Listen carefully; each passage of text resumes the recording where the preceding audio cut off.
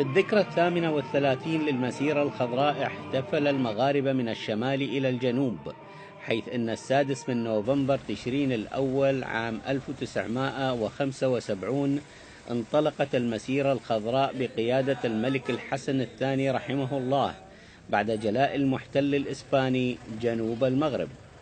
ذكرى المسيرة هي ذكرى عزيزة على جميع المغاربة، واليوم نحتفل بهذه الذكرى دفاعا عن وحدتنا الترابية ودعما لصاحب الجلالة ودعما للحكم الذاتي المقترح من طرف صاحب الجلالة. اليوم الحمد لله في كل ذكرى مسيرة الخضراء مظفرة أصبح المجتمع المدني الصحراوي يعيش معنا الاحتفال في الشمال لاستكمال وحدتنا الترابية من الشمال إلى الجنوب ومن الشرق إلى الغرب.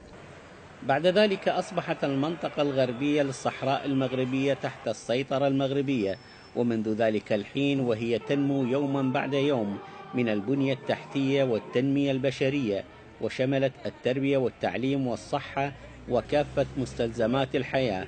لكن بعد النزاع القائم من قبل الجارة الجزائر تفعيل بعض المشاكل السياسية من أجل شعل فتيل الفتنة بين الصحراويين المغاربة. بالنسبة لنا احنا كصحراويين مغاربة لا بد لنا نقولوا أننا مؤيدون، أن جنود مجندون وراء جلالة الملك محمد السادس نصره الله. ماذا تميز لك اليوم؟ أنت الآن في العرائش وليس بالصحراء.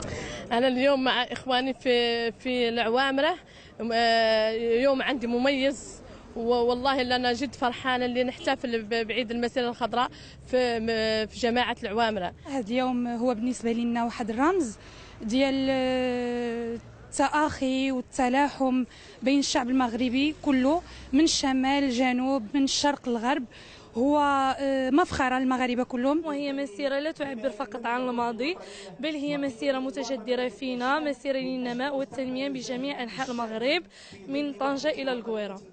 في كل سنة أصبح يحيي المغاربة ذكرى المسيرة الخضراء، حيث أصبحت جزءا لا يتجزأ من حياتهم السياسية والاجتماعية والاقتصادية. والاحتفالات لا تشمل جنوب المملكة المغربية بل حتى المنطقة الشمالية، ولهذا جاءت احتفالات منطقة الشمال منها مدينة العرائش المغربية بالمسيرة السلمية ورفع برقية الولاء للعاهل المغربي محمد السادس دعما للقضية الصحراوية المتنازع عليها منذ ما يزيد 4 عقود من الزمن.